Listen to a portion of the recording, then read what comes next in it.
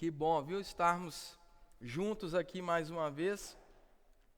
Queridos, num ambiente como esse, de louvor, adoração, um ambiente propício aos milagres, nós não podemos ficar apáticos àquilo que Deus está fazendo, amém?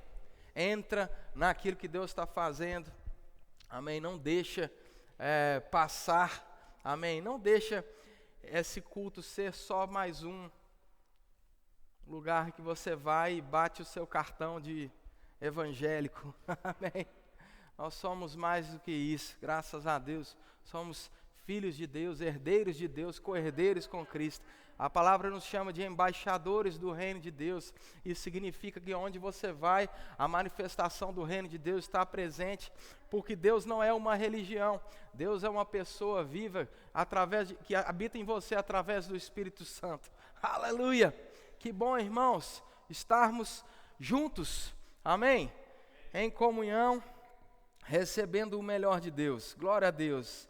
Trago um abraço lá dos nossos irmãos, lá da Igreja Verbo da Vida de Lisboa e também da Igreja Verbo da Vida do Porto, amém? Igrejas as quais nós tivemos aí nos últimos 2 finais de semana, foi um tempo maravilhoso, né? Obrigado, graças a Deus nós temos uma equipe maravilhosa, amém, irmãos? Graças a Deus, a Igreja do Senhor, amém? A igreja não é nossa, a igreja é do Senhor, e obrigado você por todo o apoio que você tem dado, amém? Nós só podemos fazer o que fazemos e estamos fazendo porque existe um corpo mesmo segurando a corda, amém, queridos? Irmãos, nessa manhã Deus colocou uma palavra no meu coração acerca de um contraste entre o natural e o sobrenatural, amém? Graças a Deus, queridos, nós somos seres dotados de inteligência, amém? Nós temos uma sabedoria natural, não é isso? E é bom que é bom investir tempo, amém? Em crescer mesmo, naturalmente falando, fazer cursos, né? Fazer uma faculdade, um mestrado, um doutorado, se for a vontade de Deus para a sua vida, se for aquilo que o Senhor está a conduzir a sua vida, amém? Mas, irmãos, existe uma diferença muito grande entre a sabedoria natural e a sabedoria de Deus, você sabia disso?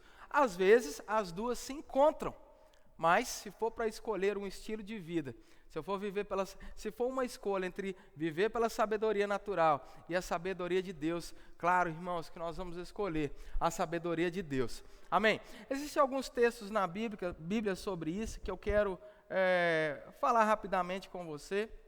O primeiro deles está lá em 1 Coríntios, no capítulo 1, verso 18, né? Falando sobre esse tema. A Bíblia diz assim, 1 Coríntios, no capítulo 1, verso 18, diz assim, olha, certamente, isso é Paulo escrevendo para a igreja de Coríntios, ele diz, olha, certamente a palavra da cruz é loucura para os que se perdem, mas para nós que somos salvos, poder de Deus. Não é assim? Você é salvo? Aleluia! Então a Bíblia diz que para você a palavra da cruz, o evangelho, é poder de Deus. Amém? Mas para aqueles que não conhecem o Senhor, não são salvos ainda, parece loucura. Amém? Por quê? Olha só, aí o verso 19 diz assim, pois está escrito, destruirei a sabedoria dos sábios e aniquilarei a inteligência dos instruídos. Olha que poderoso isso, irmãos. Verso 20 diz, onde está o sábio? Onde o escriba? Onde o inquiridor desse século? Porventura, não tornou Deus louca a sabedoria do mundo? 21, visto como na sabedoria de Deus, o mundo não conheceu por sua própria sabedoria. Aprove a Deus salvar os que creem pela loucura da salvação ou da pregação. Verso 22 diz, porque tanto o judeu pedem sinais, como os gregos buscam sabedoria. Mas nós pregamos a Cristo crucificado, escândalo para os judeus, loucura para os gentios. Mas para os que foram chamados, tanto os judeus como gregos, pregamos a Cristo, poder de Deus e sabedoria de Deus. Verso 25, porque a loucura de Deus, aleluia, porque a loucura de Deus é mais sábia do que os homens. A fraqueza de Deus, olha que coisa poderosa, irmãos. A fraqueza de Deus é mais forte do que os homens. Não para por aí, nesse mesmo tema e nessa mesma carta, no capítulo 2, verso 13, Paulo diz assim: disto também falamos, não em palavras ensinadas pela sabedoria humana, mas ensinadas pelo Espírito, conferindo coisas espirituais com espirituais. Ora, o homem natural não aceita as coisas do Espírito de Deus. Por quê? Porque eles são loucura e não podem entendê-las, porque elas se discernem espiritualmente. Verso 15 diz assim: porém, o homem espiritual julga todas as coisas, mas o mesmo não é julgado por ninguém. Pois quem conheceu a mente do Senhor para que o possa instruir? Nós, porém, temos a mente de Cristo. Aí tem ainda um outro texto nessa mesma carta, no capítulo 3, verso 18, que diz assim: ninguém se engane a si mesmo. Se alguém dentre vós se tem por sábio neste século, olha o que diz: faça-se estulto para tornar-se sábio. Olha que interessante isso, irmãos. Sabe o que significa essa palavra? Significa assim: faça-se tolo para se tornar sábio. Ele está dizendo aqui, olha, se alguém se julga sábio dentre vós, neste século, nesse mundo, segundo a sabedoria humana, deixa eu te dar um conselho aqui, você quer ser sábio de verdade? Paulo diz: faça de besta. Sabe o que significa isso? Deixe de lado isso que você acha que é sabedoria e abraça a sabedoria de Deus, que é de fato verdadeira e que vai transformar a sua vida. Oh, aleluia. Verso 19 diz assim: porque a sabedoria deste mundo é loucura diante de Deus. Porquanto está escrito, aleluia. Porquanto está escrito, Ele, Deus, apanha os sábios na própria astúcia deles. E outra vez, o Senhor conhece o pensamento dos sábios, que são pensamentos vãos. Portanto, ninguém se glorie nos homens, porque tudo é vosso. Seja Paulo, seja Apolo, seja Cefas, seja o mundo, seja a vida, a morte, nem as coisas do presente, nem as futuras. Tudo é vosso, e vós de Cristo, e Cristo de Deus. Irmãos, prestem bem atenção nisso.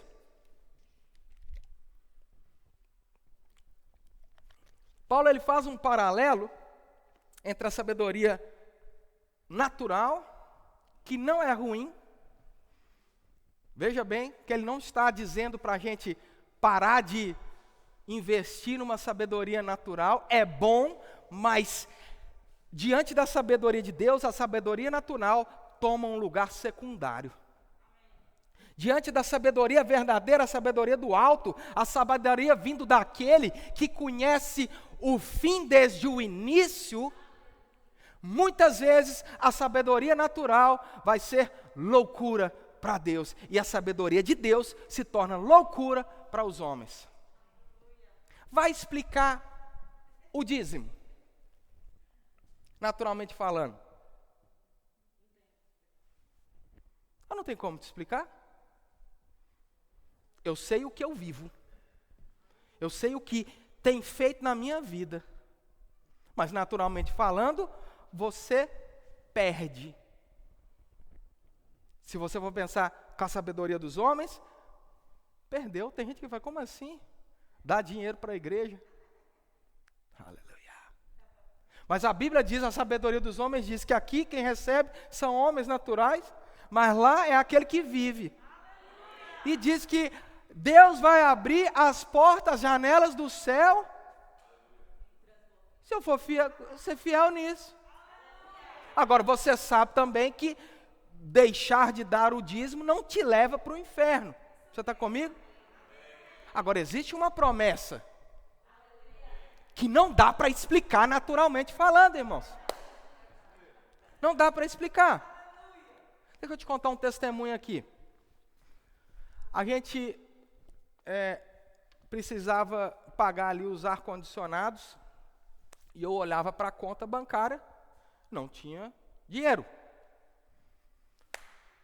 O que eu fui fazer? Falar com o dono da obra. Papai, essa igreja não é minha. Irmãos, essa igreja não é minha, você está comigo? Não é minha, não é de Marina, não é da diretoria, não é nossa. Essa igreja é do Senhor, querido. Ele é o cabeça da igreja. Você está comigo? Irmãos, eu não tenho problema nenhum de obedecer ao Senhor, não. Nós implantamos a igreja lá em Londres. Aí eu me lembro como se fosse hoje. Era uma conferência, já havia algumas notas no meu coração. Era uma conferência, no dia à noite eu tenho um sonho, e Deus me mostra, no último dia da conferência, passando a igreja para o pastor Jordel. Eu acordei daquilo, chorei um pouco, e disse, tá bom.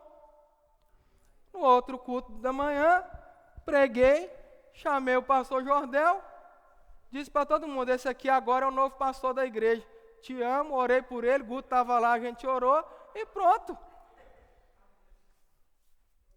Mas o testemunho que eu ia contar não era esse, não. A conta estava lá, chegou a conta. A conta era 12 mil e alguma coisa.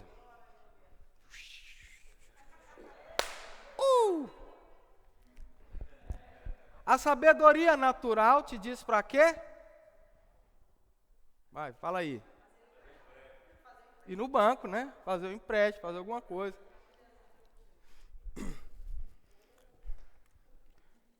Aí eu fui falar com o papai. Estávamos aqui. Eu lembro naquele dia, acho que estava eu e Tarcísio arrumando aquela porta ali. Acabando de arrumar, né? Que ela já estava no lugar, a gente estava só regulando ela. Aí, Tarcísio foi, aí eu voltei, falei, rapaz, eu vou orar ali.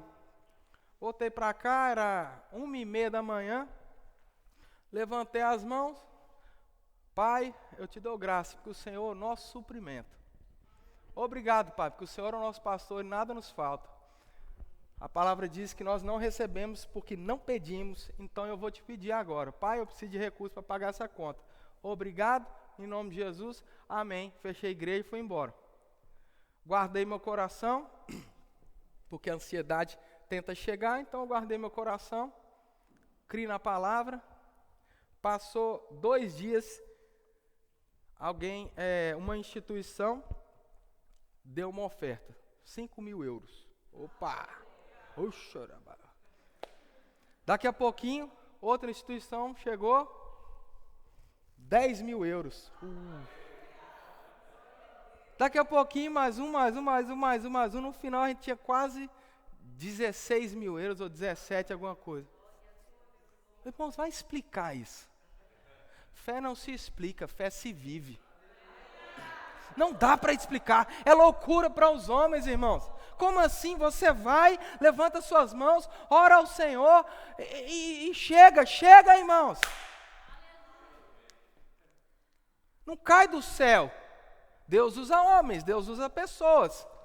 E às vezes demora um pouco, porque aquelas pessoas que Deus está tentando inspirar para que elas sejam usadas, elas às vezes não respondem a Deus. Então Deus ele vai se mover e buscar outras pessoas que se inclinam à voz de Deus, mas os planos de Deus, eles jamais serão frustrados. Aleluia. Então você vai percebendo que a sabedoria natural, ela está em contraste com a sabedoria espiritual, muitas vezes, como eu disse, às vezes elas se encontram, mas muitas vezes, irmãos, vai ser loucura. Não vai fazer sentido naturalmente falando. Então o que você faz? Você anda sobre as águas mesmo. Não faz sentido, é contra as leis da física. Mas Jesus disse, vem, então você sai do barco e vai, simples assim. Aleluia. Não faz sentido, mas é assim que funciona. Agora, por que é assim? Outro dia eu estava conversando com um irmão, e a gente estava orando junto, e o Senhor falou comigo acerca desse texto aqui, olha. 1 Samuel, no capítulo 16, esse texto aqui, ele fala de quando, lá no finalzinho do 15, diz que o Senhor havia rejeitado Saul. Saul era o rei de Israel, mas Saul, então, ele tem algumas atitudes que não são boas diante de Deus. E aí diz até assim, ó, no verso 35 do capítulo 15, verso 35 de 1 Samuel, diz assim, o Senhor se arrependeu de haver constituído Saul, rei de Israel. Imagina isso. Agora no capítulo 16, Deus fala para Samuel ungir Davi. Só que Samuel não sabia que era Davi. Ele só sabia de uma coisa, tem um cara lá chamado Jessé, e eu quero que você unja um dos filhos dele.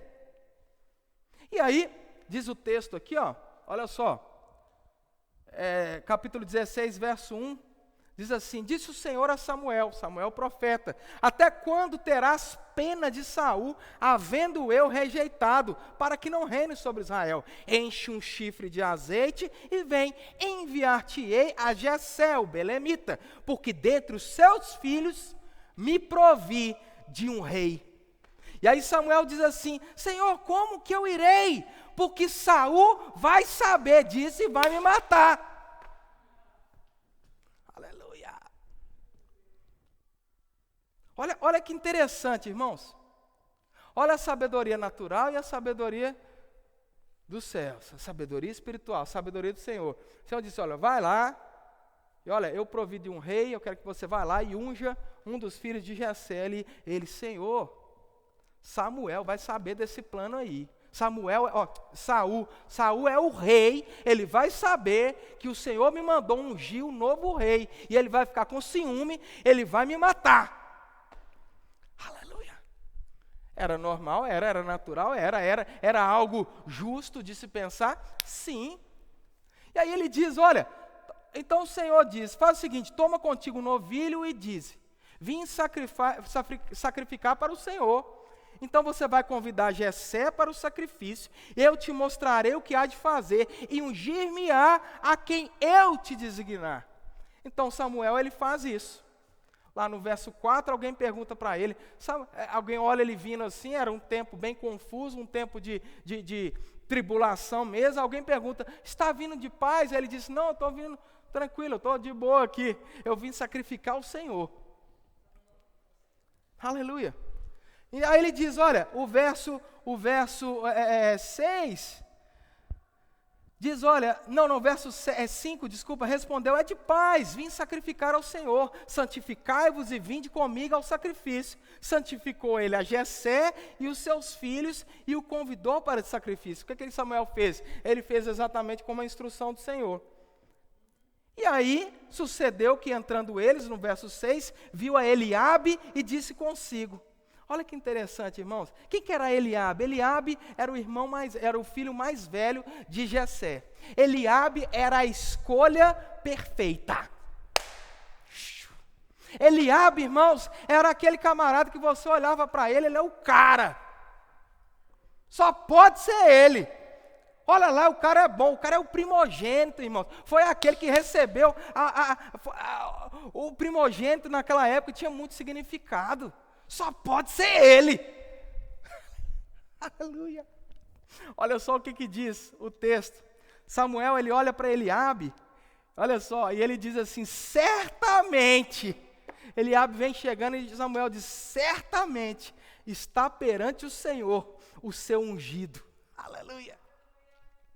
Verso 7. Porém, o Senhor disse a Samuel, irmãos, presta bem atenção nisso. Não atentes para a sua aparência, nem para a sua altura, porque o rejeitei. Isso é Deus falando para Samuel.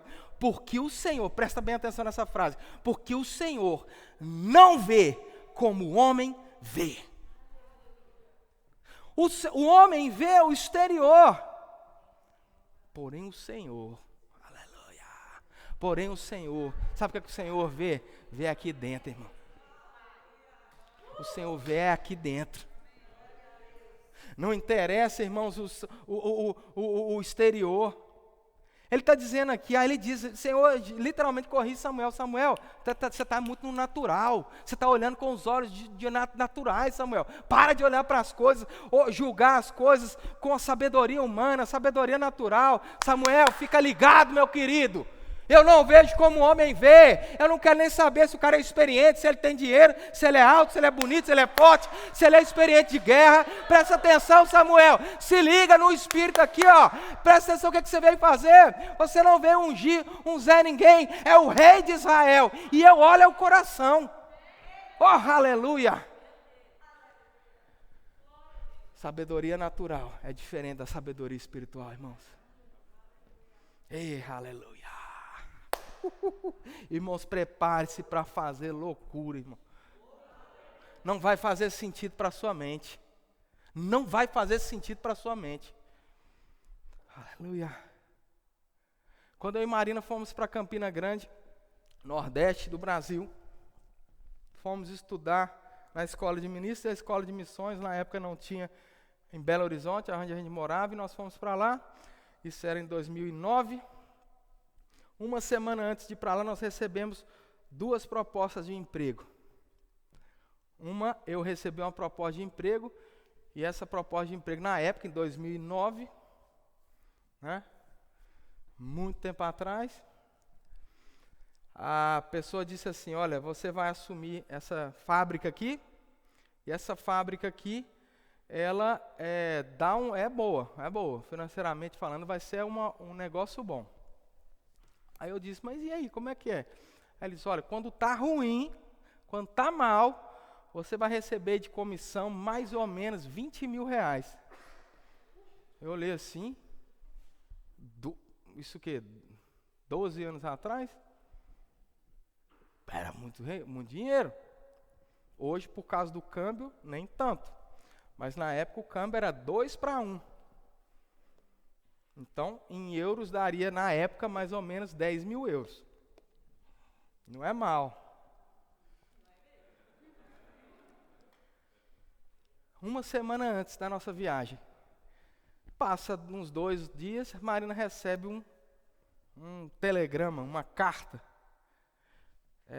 convidando ela para assumir o cargo de um concurso que ela tinha passado. Marina, advogada, o sonho de todo advogado é o quê? Concurso público. Chega a carta. A convocação, irmãos. Irmãos, eu olhei para aquele negócio, eu olhei para aquelas propostas. Eu comecei a rir, querido.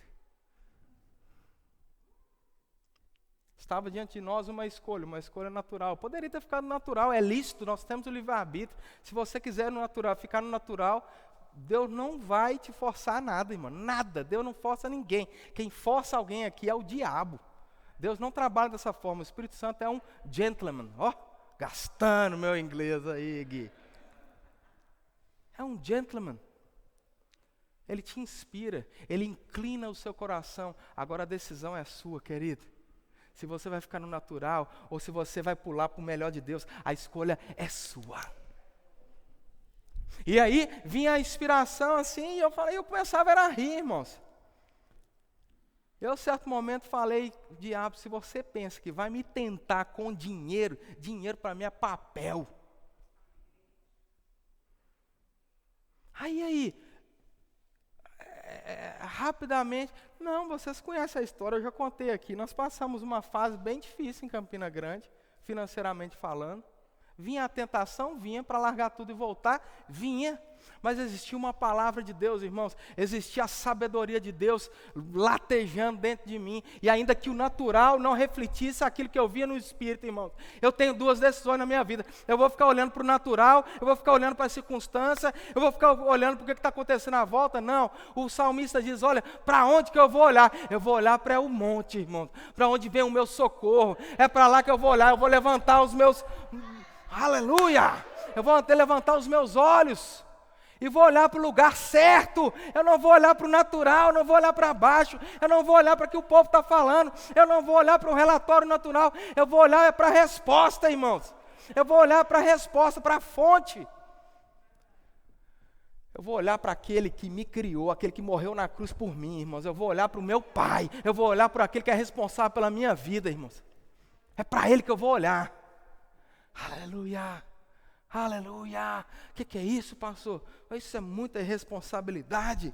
Irresponsabilidade segundo quem? Segundo a sabedoria dos homens ou a sabedoria de Deus? Porque às vezes, a sabedoria de Deus é loucura para os homens. Aleluia! E diz o texto aqui, isso é muito interessante, porque ele diz assim: olha, Samuel, fica ligado, Deus não vê como o homem vê. Então presta atenção, isso me trouxe um alerta, irmãos. Muitas vezes olha, não estou dizendo que é ruim pedir conselhos, você está comigo? A Bíblia diz, pelo contrário, na multidão de conselheiros há sabedoria, então é bom. Agora, quem são os nossos conselheiros? Essa também é uma pergunta. Os nossos conselheiros estão nos dando conselhos segundo a sabedoria do alto ou a sabedoria natural?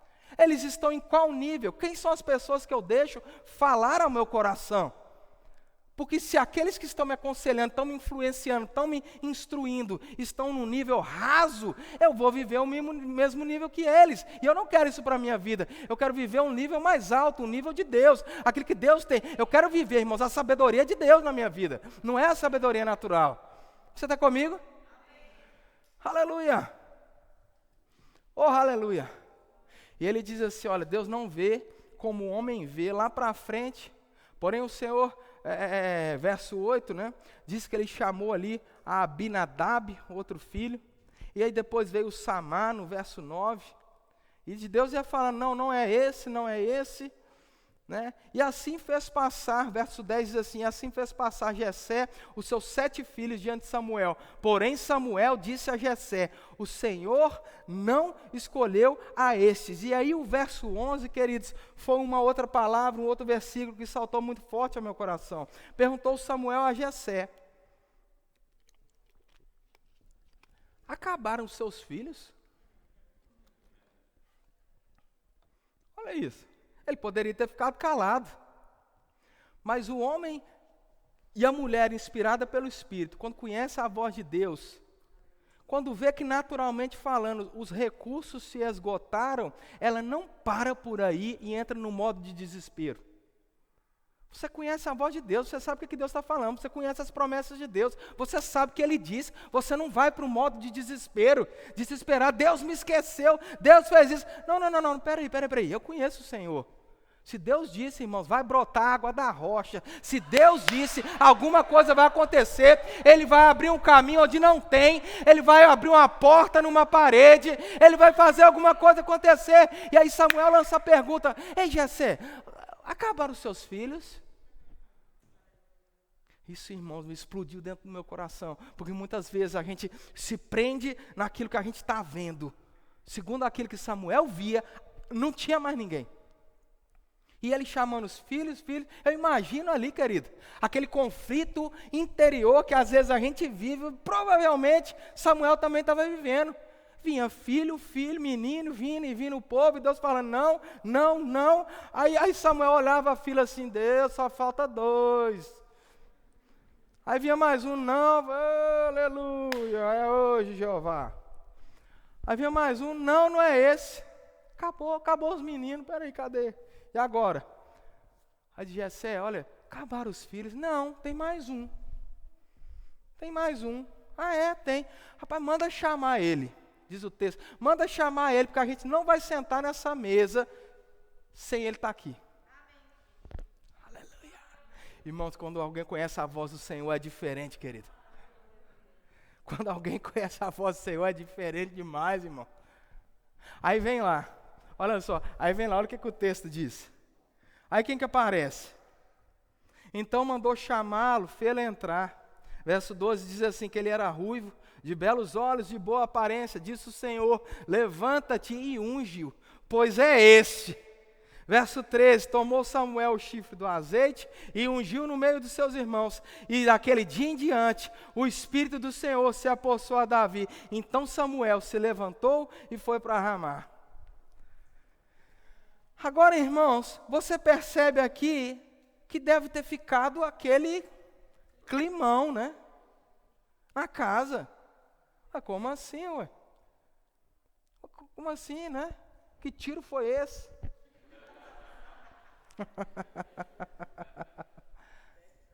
Então lá, vem ali, os filhos de Davi eram aqueles que eram experimentados de guerra, não eram qualquer um, era aquele povo que ia para a guerra, eram a escolha imediatamente, a escolha natural, irmão, não tinha nem que pensar, é claro que era um deles, os valentes de guerra. Não era Davi, irmão. Como assim, Davi? Davi não estava nem lá no meio deles. O pai não estava nem pensando em Davi. Aí de repente vem Davi, naturalmente falando, tinha tudo para não ser a escolha de Deus. Tanto que lá na frente você vai vendo aqui, ó, Davi era aquele cara que quando o exército estava lutando e apareceu Golias lá no capítulo 17, Davi nem lá estava, irmão. Davi chegou lá na batalha por acaso, porque o pai mandou levar comida para os irmãos. Davi não era o melhor do melhor. Davi estava lá, simplesmente estava lá. Irmãos, e aí sabe o que acontece? Ele chega lá, Davi, lá vai Davizinho levando a cesta, né? Pela estrada fora eu vou. Lá vai Davi. Chega lá, tá vendo aquele buzunzum, aquela confusão, aquele bate-papo, eu falei, gente, o que está acontecendo, né? Igual o pastor da gente, vocês são crentes, não. Hein? Aí vem o gigante, ele olhando aquele negócio, aquela confusão, eu falei, o que está acontecendo aqui, pelo amor de Deus? Davi olha, aí sabe o que acontece? Os irmãos vêm xingar ele, vêm brigar com ele. Parece que todo mundo ali já tinha esquecido do negócio lá de Samuel, irmão, que veio ungir. Os irmãos veem, o que você está fazendo aqui, Davi? Você veio só para ficar aqui batendo papo, veio aqui fofocar, o que você está fazendo aqui? Aleluia. Mas a palavra diz que Davi tinha uma diferença. Davi era um homem segundo o coração de Deus. Davi foi aquele que quando Saul estava endemoniado, lembraram dele. Tem um menino lá que toca harpa muito bem. Traz ele aqui. Aí Davi vai lá vai Davi. Diante do rei. Ó, olhando diante do rei, e aí, toca aí, menino. Aí ele, blém, sai os demônios. Aí vem Samuel, está lá, 17, está lá Davi, Golias, ele ouve aquele negócio, aí ele lembra, peraí, gente, o que é isso? Quem que é esse incircunciso filisteu? Quem que é esse gigante? Vocês estão ficando loucos? Existe uma promessa sobre esse povo, existe uma promessa sobre Israel. Deus mesmo disse que ele seria contra aqueles que viessem contra o povo dele. Vocês estão com medo de quê?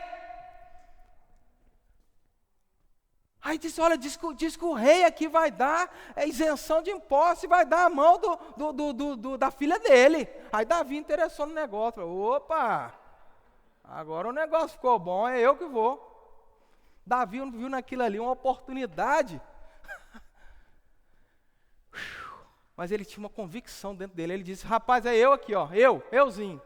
Aí o rei olha para ele, olha para ele, o que é isso? O que é isso aqui? O menino não consegue nem segurar a armadura minha. Aí ele diz, ó rei, negócio é o seguinte, olha, eu não sei usar essa armadura, eu não sou experiente de guerra, eu não sei isso, a única coisa que eu sei é que existe uma promessa da parte de Deus, que Deus disse que seria contra os nossos inimigos, e aquele incircunciso filisteu, ele vai ver, não por causa de mim, não por causa das minhas habilidades, não porque eu sou isso, eu sou aquilo, não porque eu posso, eu e aconteço, não, mas porque eu estou indo no nome do Senhor. E quando alguém vem contra o Senhor, contra a igreja do Senhor, contra os escolhidos do Senhor, contra o povo de Deus, eu sei, eu conheço o meu Deus, eu sei que Deus toma aquela afronta de forma pessoal. E esse negócio não vai ficar barato, deixa que eu vou lá e pego esse gigante. Aí Saul disse que via que o negócio não tinha jeito, deixou. Pensou, vai morrer esse menino rapidinho. Aí lá vai Davi, o que ele sabia fazer? Qual que é a habilidade que ele tinha? Afunda, né? Parecido aí com o nosso estilingue, baleeira, um pouco diferente, mas função parecida. E aí lá vai ele, pega 5 pedrinhas, você sabe da história, ele mata o gigante, sobrenaturalmente. Aleluia. Faz sentido naturalmente falando? Não. Agora Davi era aquele que conhecia o coração de Deus. Lá no verso 24, daí em diante Saul começa a ter Davi como inimigo, irmãos. Provavelmente chega no ouvido dele que aquele ali foi o menino que Samuel ungiu. E um pouco mais para frente, Saul começa a perseguir de forma implacável a vida de Davi. E aí chega um momento que Davi tem a oportunidade na vida dele se vingar, matar Saul. A sabedoria natural dizia, acaba com ele. O natural dizia, agora é a hora da vingança. Se vinga aí, meu filho, tá agora, tá na sua mão. Mete a faca nele, a espada e pronto, acabou a história. Ele vai ver com quem que ele está mexendo. Mas existia um temor no coração de Davi. Davi sabia, ele conhecia o Senhor, ele conhecia a forma que Deus agia, e ele pega e corta, a palavra diz que ele corta as vestes de Saul com medo. Davi corta a veste dele, olha, seu rei, de maneira alguma eu vou fazer alguma coisa contra o ungido do Senhor. Eu conheço Deus, eu conheço o meu Pai, aleluia. O homem segundo o coração de Deus. Irmãos, tem coisas que não dá para explicar. Fé não se explica, fé se vive, querido. Se eu pudesse, irmãos, com todo o amor do mundo, se eu pudesse, eu abrir o coração das pessoas, colocava lá dentro, querido, uma inspiração dos céus para essa pessoa viver o melhor de Deus, porque às vezes eu vejo as pessoas rateando, irmãos. Às vezes estão segurando numa segurança financeira falsa. Dinheiro não é nada, querido. Num dia tem muito, num dia tem pouco. Num dia a economia quebra, está tudo abaixo.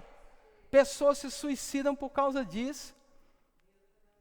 Mas uma vida com o Senhor, uma vida cheia da palavra e do Espírito te coloca acima dessas coisas.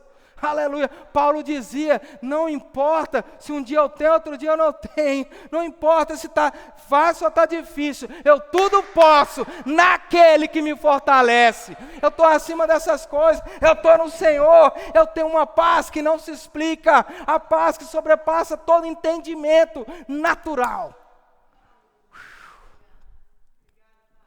Aí você vai vendo as instruções de Deus, irmãos. Não dá para explicar. Olha, Israel faz o seguinte. Eu entreguei Jericó na sua mão. Vem a instrução de Deus. Então você vai o seguinte, você vai de lá para Jericó, a cidade toda murada, e você vai rodar aí os muros da cidade. Olha a instrução de Deus aqui, Josué capítulo 6, verso 2. Então disse o Senhor, olha, entreguei na tua mão Jericó, e o seu rei e os seus valentes. Vós, pois, todos homens de guerra, rodeareis a cidade. Olha a estratégia de Deus, que coisa magnífica. Rodeareis a cidade, cercando-a uma vez, assim fareis por 7 dias. Verso 4, 7 sacerdotes levarão 7 trombetas de chifre de carneiro adiante da arca. No 7º dia rodeareis a cidade 7 vezes, e os sacerdotes tocarão as trombetas. E será que tocando a trombeta longamente a trombeta de chifre de carneiro, ouvindo vós o sonido dela, todo o povo gritará com um grande grito. O muro da cidade cairá abaixo, e o povo subirá nele, cada qual em frente de si. Como assim? Aí você pensa, não, nós vamos fazer isso, nós vamos fazer aquilo, nós vamos entrar pelo portão sul, enquanto uma turma entra pelo portão norte, nós vamos pegar aquele povo. Não, aí vem a instrução de Deus, olha, ó, estratégia aqui de guerra, aleluia, vem aqui os comandantes, vamos aqui, estratégia de guerra, poderosa, Deus deu. Nós vamos fazer o seguinte, ó, tá vendo Jericó, lembra do muro? Nós vamos dar uma volta, tocando trombeta, não é de qualquer jeito não, dá a volta. Como assim, gente? 7 vezes, aí no último dia, 7 voltas. Mas e aí, nós não vamos cavar um buraco, não vamos botar corda? Não, dá a volta lá. Aquele povo devia estar olhando, esse povo é louco, eles são malucos, esse povo doido. Eles estão dando volta aqui na cidade, gente, olha os doidos ali, larga isso para lá. Aleluia. 1, 2, 3, 4, 5, 6 voltas e meia. E ali aparentemente nada acontece, de repente, mas começa. Gostou do efeito?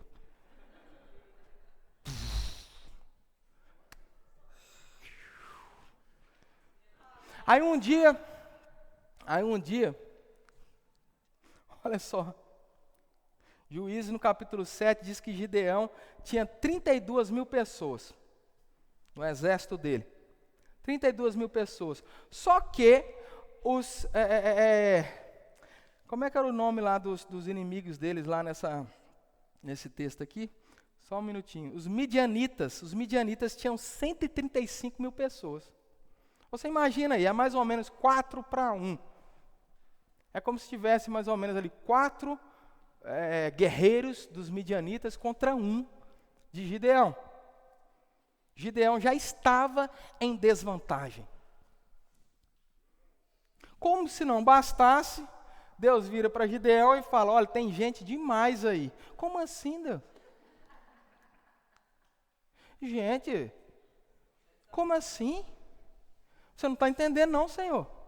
Eles estão 4 vezes, quase 5 mais do que a gente. Aí você só está achando que tem gente demais? Com todo respeito, Senhor, mas não tem gente demais, diminui esse negócio aí. Aí basicamente, Gideão fala para o povo, ó, quem for frouxo aí, quem tiver com medo, pega o beco. 22 mil vão embora.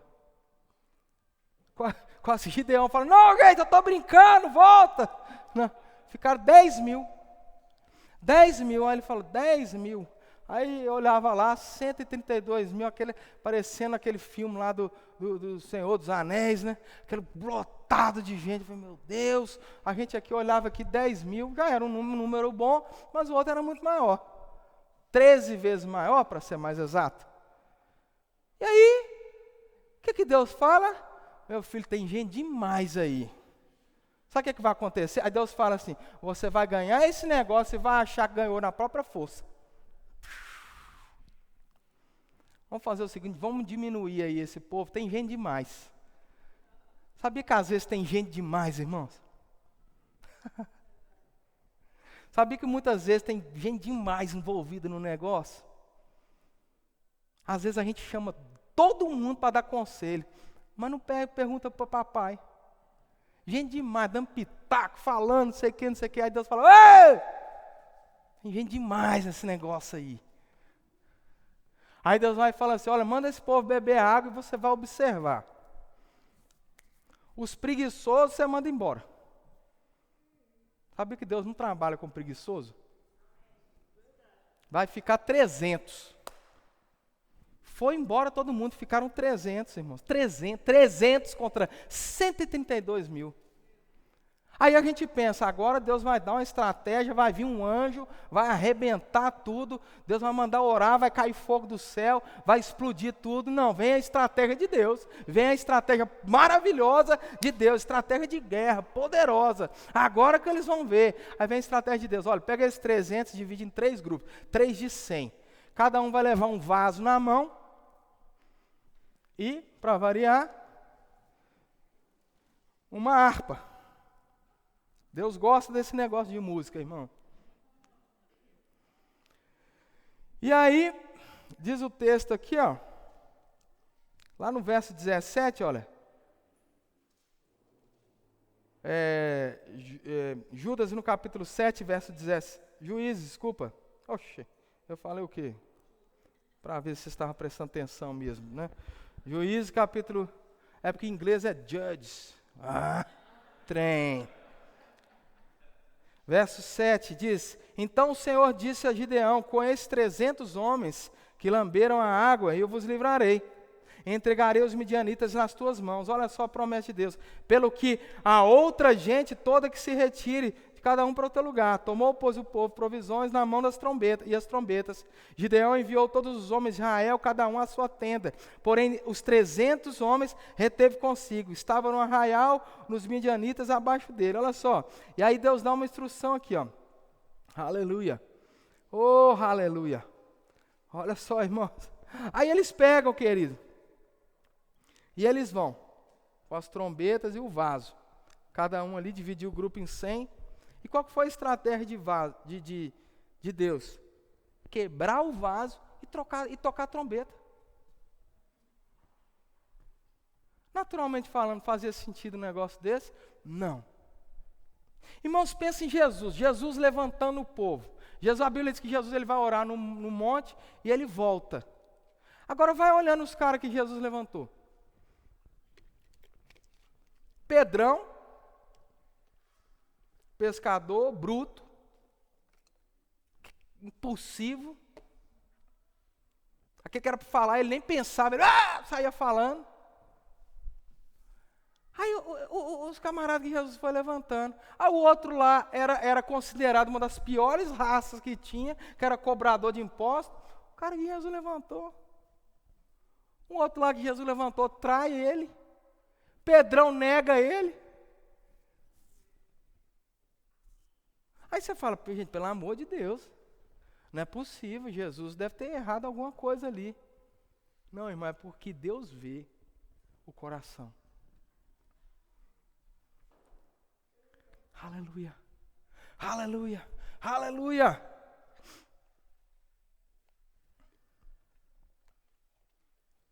No capítulo 11 de Hebreus, a Bíblia fala dos heróis da fé. E começa a falar a história de vários homens de Deus, irmãos. Fala lá de Abraão, fala de Noé. Aí lá no verso 32, olha o que diz. E o que direis mais? Certamente me faltará tempo necessário para referir o que há de respeito de Gideão, de Baraque, de Sansão, de Jefté, de Davi, de Samuel, dos profetas. Verso 33, os quais por meio da fé subjugaram reinos, praticaram a justiça, obtiveram promessa, fecharam a boca dos leões, extinguiram a violência do fogo, escaparam ao fio da espada, da fraqueza tiraram força, fizeram-se poderosos em guerra, puseram em fuga exércitos de estrangeiros, mulheres receberam pela ressurreição os seus mortos, alguns foram torturados, não aceitando seu resgate, para que obtenham superior ressurreição.